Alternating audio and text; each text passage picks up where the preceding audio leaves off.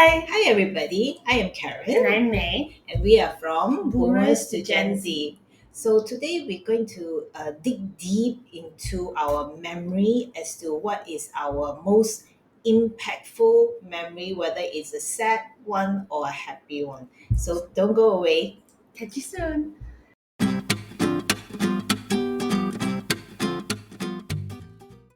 So, Karen, when we talk about impact, there's always a good impact and a bad impact. Mm-hmm.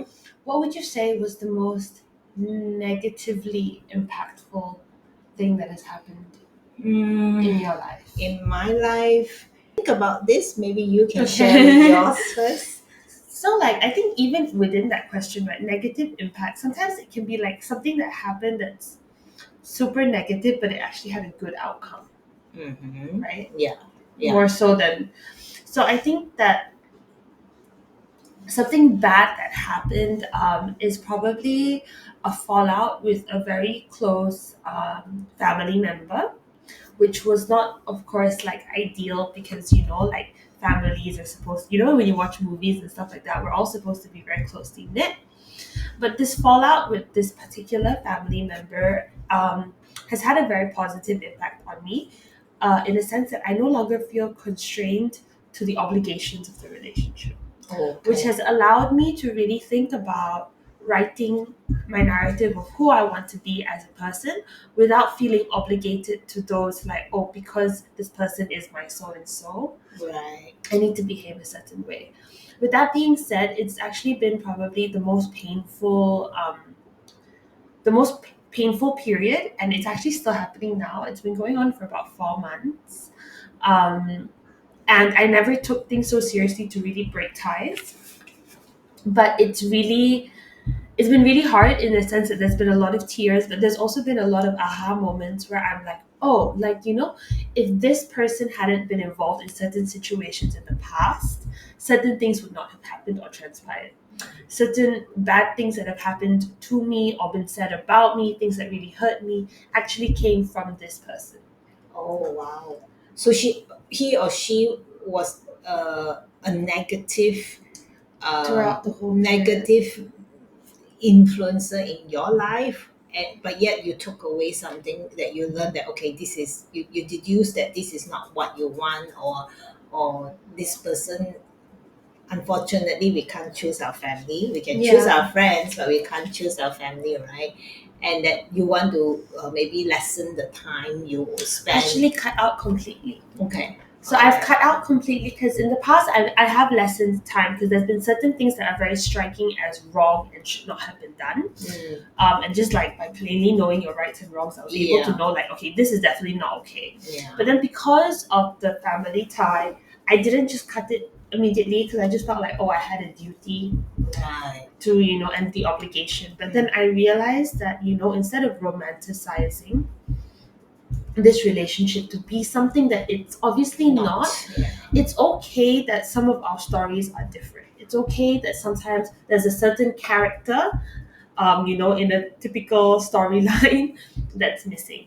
Oh, I understand where you're coming from. I mean, because there are certain family members, again, we don't choose our family members, is that they can be such negative Nelly in your life.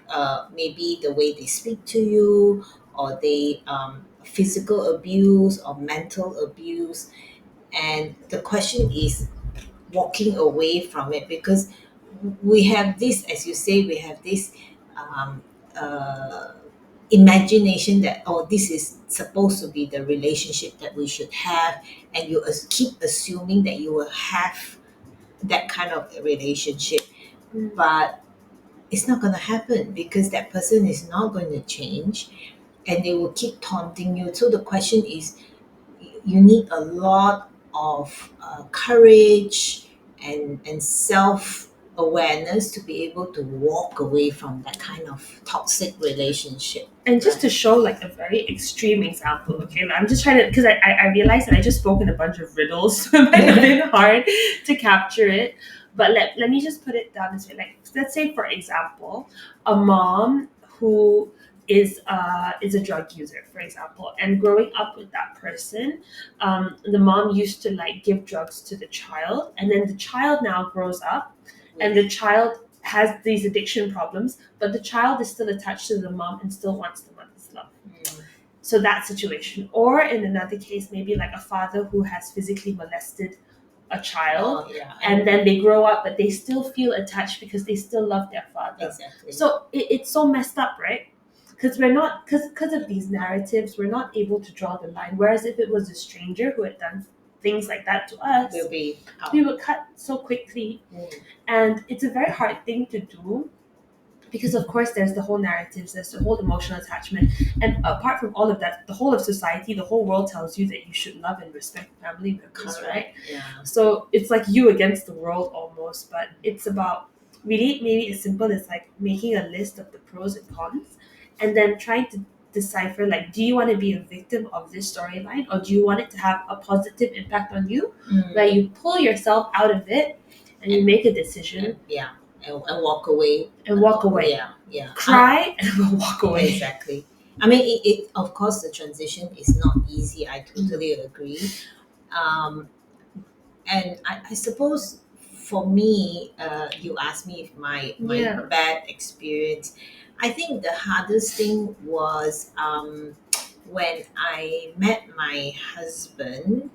My parents were not receptive at all. So we are interracial couple, and my mother was not at all open to the relationship, uh, and was not happy at all. So I had a few months of not able to talk to her, and she had her vision of what my husband should be. So it's very difficult, and I think my walk away is, as a mother now with my girls, fundamentally, I want my children to be happy. And as much as I try, I want the best for them, I also try very hard not to impose my dreams and my expectation onto their lives. Because essentially all mothers want the best for their children. We all do. Um, but we have to also let go and let them fly. They got to figure it out themselves. They got to find the partner that they are most happy. It may not be what my version of it, but as long as they are happy and that they are in the right space, I think that is the learning that I got with that bad experience that I had with my mom, because it took a lot of convincing. My husband was very patient and very kind to try to get to know them and talk to them. So long story short, after 32 years of marriage, they are. My husband is now the favorite son-in-law in your life, and so it does work out. But it's just that in that, as now that on hindsight, when I look at it, my mom's intention was correct in the way that she wanted the right. She, in her mind, said, "Oh my God, interracial. There was a big cultural problem, food problem, or the fact that maybe there's a communication issue and all those things." And I think in her mind, it was very exaggerated. So. But thankfully, it all worked out, and at the end of the day, when she was able to open her viewpoint and say, "Oh, okay, this person is not so bad," is, yes, he's different, yeah, culturally and all that, but he's a good person, and that at the end that she sees that he does make me happy. I think that's it, right? That's so nice. It's so nice that like it was able to make a full circle effect, from resistance to embrace. Yeah, but it took a while, and then a lot of my mom is very much a traditionalist, so the expectation is like I have to really listen to her. But I'm a rebel, so I didn't quite listen to her, and it was my husband who was very patient and said, no, no, no, we are not going to elope. We need to persuade them, let them see the right thing and all those things. I was like, I'm going to elope. I'm going to run away and marry you. I think that that's like a really good, also like an example of like, okay, so then just because you don't get along with your parents doesn't mean you just cut them out. You go through the process, Yeah. like, so you don't do this extreme and this I extreme, know. like, because sometimes it does come around. So you really need to evaluate your situation. Because Karen could have cut off her mom and been like, I don't need to talk to you. I don't talk to you. I have don't my see Prince you. Charming. Yeah. Bye. But she didn't, and like that's working it through, right? And at the end of the day, they're able to come to terms with that. Correct. So you have to also don't just cut people off. Yeah, you got to evaluate how severe the situation is like before you really decide how. I think when you evaluate a situation, of course, if you are again, I'm hypothetical situation, like if let's say there's an uncle who has been sexually abusing you, that is no brainer. No, that's so you can cut out ties from that, or someone who mentally abuse you all the time. Maybe it could be a spouse hitting the other partner or things like that. Again, these are all situations that I don't think is room for negotiation. But then, of course, situations where you feel that you you could turn things around and that is not emotionally damaging in that sense, then yeah, it's worth the time and effort to work things out.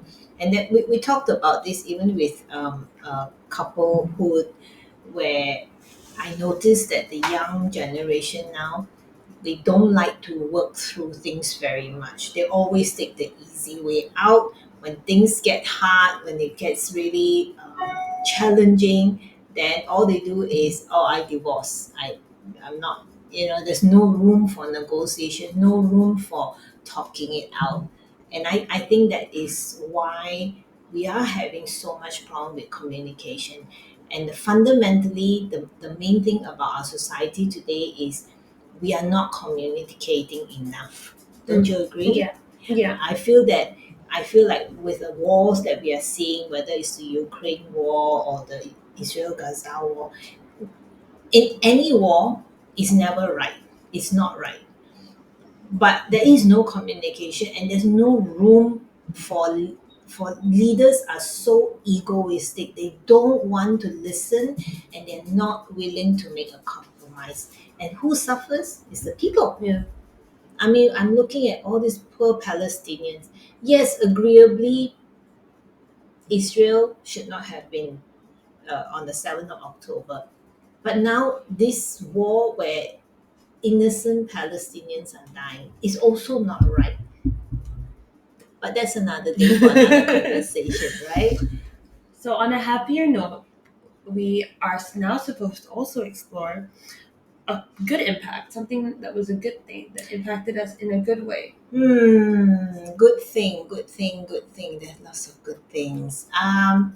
Well, for me, the best thing in my life was the my children that I went through. How many years now?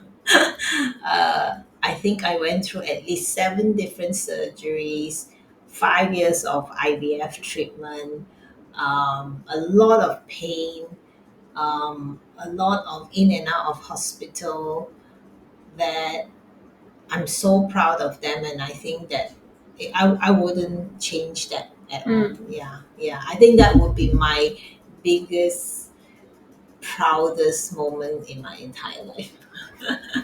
So like for me, like in terms of like a good impact, I kind of I'm on the edge with two. Like I had Zaki, and I would say that like having him really was like kind of like, it's so cute. He's so cute. He's so like, it's a whole different thing, right? Being a mom, like your whole being kind of gets wrapped into this other little being and growing this little being.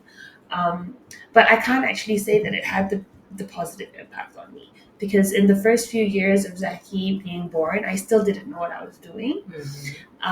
And I would actually have to like give the credits to my current partner for being a really good influence in my life, because it's only with him that I really started to see the type of woman that I could be, and started working and by working and tuning out my mind to be more focused into the future is when I started to become a good mom. So it's only been in the last 4 years. Wow. So But he's I had a think very good I think you're influence. doing great. I Thank do you. think so. And I mean, again, if we want positive changes in our lives, I think it's important to get those positive people in our lives. Yeah. We really do. And there is a saying that you are a combination of five people in your life that you're always hanging out with, in terms of your finances or even in terms of your character. So we always gravitate towards the people who are most likely like us in a way. So my take is I rather spend my precious time with people who uplifts me, encourages me, and gives me strength, instead of spending and wasting my time with people who puts you down, who doesn't lift you up. Simple. Yeah, Right? there's like an old saying, right? Like, if you surround yourself with four rich people, you're going to be the fifth. Yeah, And if you something find like that. yourself with like, yeah, Yeah, it's a chain reaction. correct. So we have to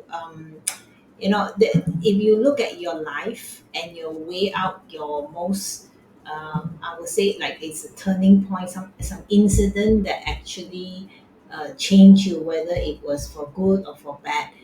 I think that i think that if we stop thinking it as being bad, and we take that challenge and see it as a positive impact, you walk away with a lot more on your platter. I think And so too. yeah, I think so. So share with us what you have. What is your most impactful event, whether it's a good one or a bad one, then how it changed you. Maybe it was something that changed your career path, or because of it you met somebody awesome, and then, or you got to do something that was like beyond your dream kind of thing. So do share with us.